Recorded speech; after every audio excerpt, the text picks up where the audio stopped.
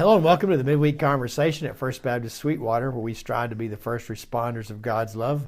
My name is Jerry Hendricks, and I'm here with T. Campbellton. We're in Studio A, and this is the last week of 2021. Yeah, last podcast. I don't know what to do. We're just kind of sitting around wondering what we're supposed to do this week. It's a quiet week when we're able to get stuff done that we can't do during regular weeks. There you go. It's been nice.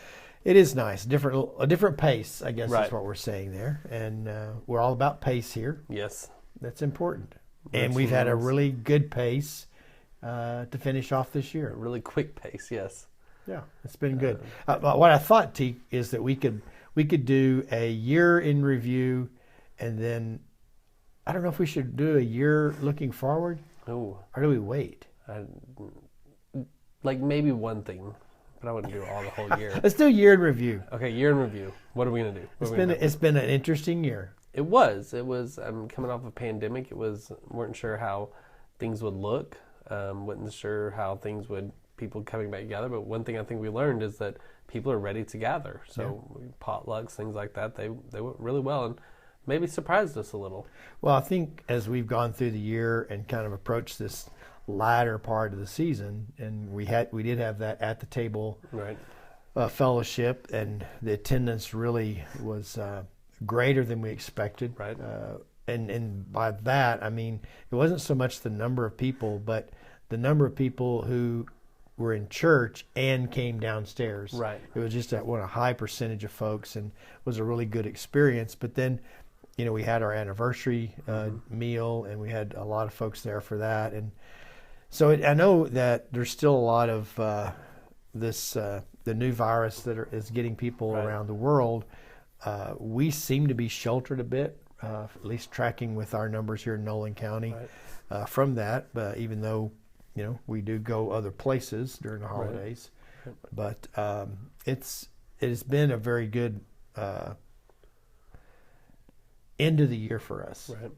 One of our themes in Youth and KidX was better together, and I think we discovered that over the last year that we were created to be in relationship, and we do function better together. Right. And I guess the other thing with that's been a challenge, but also one of the rewards of all this is getting back to something that you and I like to do, and that's programming. Yeah, back to a little bit of normal, because otherwise it was just looking at a camera and tape and upload. Right. And we're still, a lot of the stuff we are still, we'll look at where we were last year on a regular basis, so that we can kind of gauge, to at least have some idea of gauging our progress into a post-COVID world and to new things. So that's, I think, another thing that as we saw the end of the year come down during and then through the season of Advent, we just had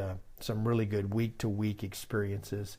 And it may, it's hard to say, because I think you and I both tend to get, we're kind of emotionally attached to it anyway. Right. Part of that is because we're deeply involved in it, but it's something that we deeply care about. Right. And but it seemed as if it was one of our best Advent years since I've been here. Right. Even the bumps that could have caused us headaches didn't really cause us as many headaches, such as, who would have thought that Advent candle ordering would have been difficult? That there would be a supply chain issue with Advent candles. And so there we go. Specifically what Teak is getting at is our Christ candle that I ordered is no longer in stock. Right. Fortunately, we have backups for different things. But it's just things like that you're just like, why are they backed up? Cream cheese and Christ candles. Yeah, and styrofoam cups for coffee. Right, and that is important. It's time to get I was making some end-of-year purchases, and I knew that there are people who were having some issues with cups. Right. But I go to Sam's, and they don't have styrofoam cups, any size. As of last week, anyways. So from now on, bring your own cup for coffee at church? No, because these people bring these big old mugs. Okay. We don't have enough coffee. So just like when we had the guy checking the temperature, we will have a mug checker as they come in. At every thermos. We can't let a coffee drinker do that. We need someone who's serious about it to do it. Right, for sure. Can't be more or acre. For sure.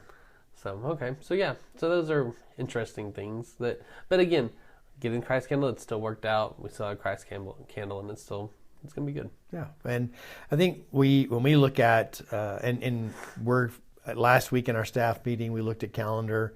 We'll have some more of that to do this week, where we take sort of a broad view, a broad look at what is ahead of us throughout the next year, so you can kind of find some benchmarks and some certain periods where you want to start working on things. But we've done a lot more, at least for Advent this year, a lot more talk throughout the year and leading up to it. And then, as we turn a corner to the new year, Easter is later in the season. Much later, yeah. And so a lot of what we will be doing is talking about how we develop that and how we see our spiritual formation in terms of how we do Lent. And that's important to us here. So, holidays.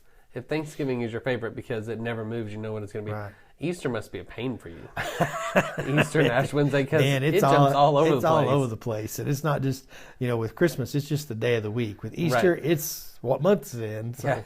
Yeah, because it moves a lot. I just thought about that when you said that. Another thing that surprised us, or maybe didn't surprise us, a really good development coming out, volunteers. Right. We gained some new ones in the youth and children's ministry that cook on Wednesday nights for us, and they've taken on a new role for this next year, that they're going to plan the meals. Or takes it off of mine and Lisa's plate. I see what I did there. Yeah, that was good. So, yeah, and then, we've got those who come up and volunteer and give their time to clean, to stuff children's folders. That's been an exciting development out of COVID. We started those initiatives about a little over a year ago. Right. And then we saw our ministry teams really reinforce that messaging with their groups and their influence. And then we've had people step up. But I think it's the mindset. It's a mindset, but it's also a part of culture. Mm-hmm. And that is a culture shift for our church. And I understand that. But, in talking to others that are going through similar things as far as the needing volunteers in their churches, it's something that all of us are talking about and concerned about. Right. Because we want to get people involved in different areas and not just attending church only. Right. But also to take care of some of the needs inside the church on a week-to-week basis. Yeah, and there's always a place. I think a lot of times people think that we're going to ask them to lead a Bible study. Yeah. Like if they volunteer, oh no, they're going to put me in front of everybody. We've got lots of positions that people can serve behind the scenes if that's what you like doing, and it's great. It helps us out. It helps the church out. Well, and there's a fellowship through service that happens, right. And I think that's where we miss that opportunity when people don't get involved in different parts of the life of the church. And so one of the things that we're going to do early on this year, or begin to just kind of talk about what some of those areas that people can get involved in. I know that a lot of churches are used to committees, mm-hmm. and the committees a lot of times there's not an ongoing function for committees. Right. And the same is true for volunteers. Mm-hmm. But if we can, as a staff and church, discipline ourselves so we can consistently ask to get people involved in certain mm-hmm. things that we're doing, I think it makes those events that we do more fun and more meaningful, and right. It gets more people involved. It gets us the opportunity to get to know new people, those of us that have been around here for a while. Right. And I think you were talking about the culture shift with volunteers, it helps you have a different outlook on the church building itself. Oh, when right. you're serving. And our friend Wes, he talks about the 3 levels of leadership, that you look to see what needs to be done, what can you do, and then get somebody to do it with you.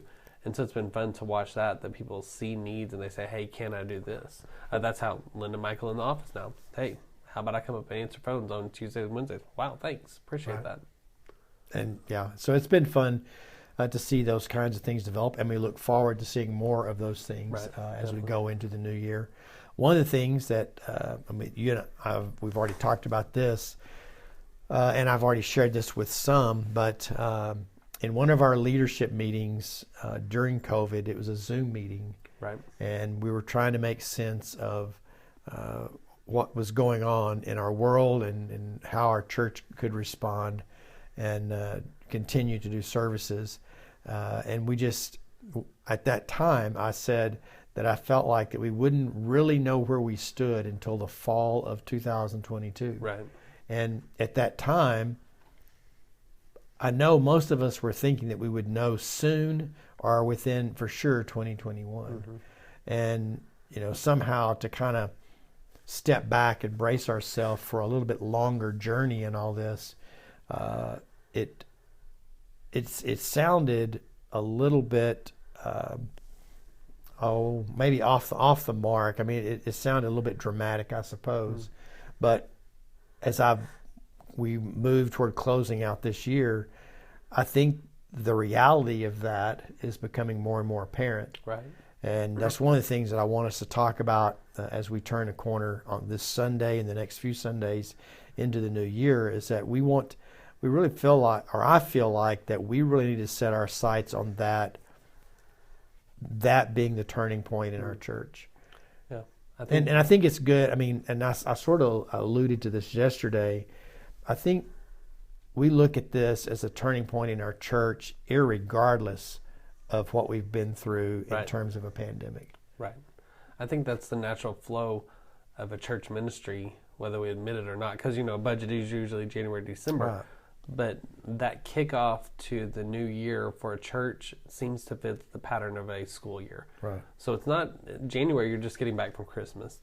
August brings like this new excitement of a new school year, and I think that filters into the church also, which makes sense. Right. And I think as we work towards that and in our plans and our conversations, I think the time is right for that. Mm-hmm. And it even goes back to what I was saying during the COVID year.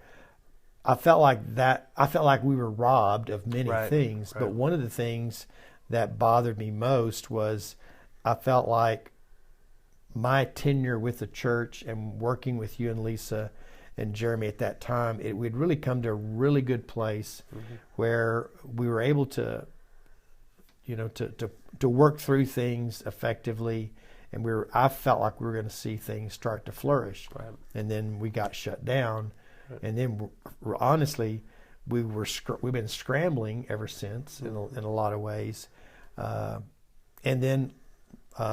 Through that, I think what we're going to have to recognize is there's two things, I think. One is we have to say what are the positive things that COVID protocols taught us. Right. And we've made some adjustments there. Mm-hmm. And I think there's some meaning that we have in the things that we do now that we didn't have previously. Right. We've really been able to streamline our resources and revamp some things. But the other thing is, what are the bad habits? And we haven't talked about this one, but we're going to talk about this in our leadership groups and to our congregation, that we've picked up some bad habits. Right. And those bad habits are not going to self-correct. Right. And they're not going to help us get to that mark in August 22 where things ought to start coming back together, and we ought to know what full speed ahead looks like. I mean, there's a lot of things, positive things going on in our community. Things are I'm just saying, not prophetically, but anticipating. Mm-hmm. There's a lot of things that are lining up for this to be a really good time. Good, yeah. Do you remember when we thought that COVID would be done in 2 weeks? We'd be back to normal by Easter.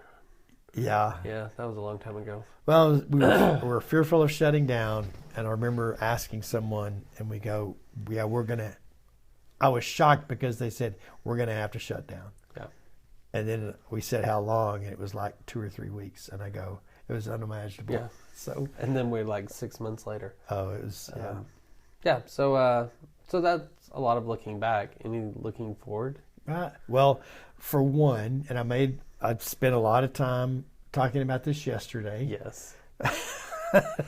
Sorry, I apologize for the long announcement. No worries. But I knew we had time. Where else were we going to go? Nowhere. Exactly. Nowhere. So without going into a lot of detail, let's just share with you that on January the 23rd, we're kicking off a series with Dr. Miles Wernz, Yep.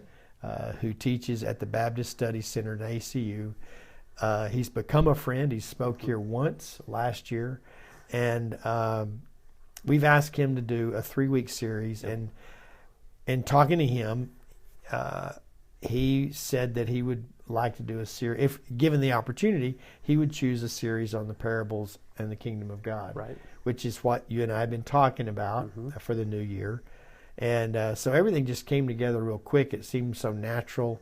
Then it just started last week as we had time to start planning it and fleshing it out a bit to start to pick up momentum. And then we publicized last week and all of our information that on the kickoff date, the 23rd, Miles will preach. Jonathan Jones, we've asked him to come back. He's a former worship pastor here and known in our community and tremendous musical talent. He's going to lead our worship that day. We're going to have a chili lunch. Right. And it's non-competitive. You can say that all you want, but it's like calling the B League and Church League softball non-competitive. Well, it's still going to happen. One of my earliest memories of being over here in Sweetwater was learning about the competitive nature of our folks in the chili cook-off or whatever it was y'all did. Right. I don't know it was when Super Bowl. or where. It was chili cook-off at Super Bowl time. People were still real sensitive about it. Yes. So, and men and women. It's not just the men cooking the chili. It's men and women involved in this. Yep. But I thought, how cool would it be because January would be the time that y'all would have done it before. So kind of reach back, kind of grab a bit of our history, bring that into the current day. Yep. And you know that I love chili. Yes. And, when you first said we don't have to have fried chicken, I was like, that's true. But, I've got something special in the wings. It'll be good. This chili, right? I don't get nearly as competitive about chili as other people do. I do like winning, but I know I'm not going to win a chili cook-off because my idea of chili is Wolf brand chili. But it'll be good. Yeah. Well, we're looking forward to the 23rd. And that's just the kickoff, and then Miles will be with us 2 more Sundays. And then as a part of the luncheon, we'll have a Q&A with Miles, and we're going to make that a live podcast. Right. It won't be going live, but we'll be podcasting that Q&A. It'll be taped live. It'll be before a live studio audience. You remember? There you go. Yeah. Yeah. This podcast filmed before a live studio audience, so the laughter is real. We're going to do that. I like it. That'll be good. And we'll drop that the following week. So right off the bat, we're coming up with that, and then we'll have time for a couple more series before we get into the Lenten season, and then that will happen in March and April.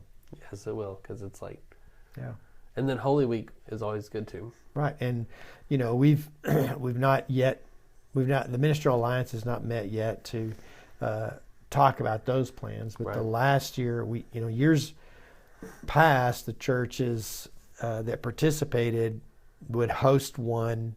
And they did them on Wednesdays, like every Lenten other lunches. Wednesday. Yeah, Lenten lunches. And then in 2019, we decided to do Holy Week lunch. And that went off real well. And then continuity. We only got to do that the 1 year. So that's, I think, mine and your favorite way to do that. Oh, yeah, definitely. And but it adds a lot more meaning to that week. But that... for sure, that's going to be a good time. Yeah. Okay. Yeah. I feel like last time we said, Advent's just around the corner. Now I'm like, Advent's over. We say Lent's around the corner. It really is just around the corner. Yeah. Well, it's fast. And through all this, I think our folks are aware that we'll be looking for a worship pastor, a part-time worship pastor, and we've already been talking to some folks, but we'll have different ones leading worship during this time until we find that person that can come and serve with us. Right. And so that's going to be a part of the process for our staff and church council, and then we'll just go from there. Yeah. So be up and running. 2022, it's going to be big. It's going to be big. Start with Summit. I'll take your word for that. I like it. Okay. Well, this has been a good week, and we hope that you're finding some time to reflect and to also look forward, just as we have today. But so on Sunday we will be into the new year, and hopefully you'll be able to join us either live or on our live stream. So we look forward to seeing you. See you then.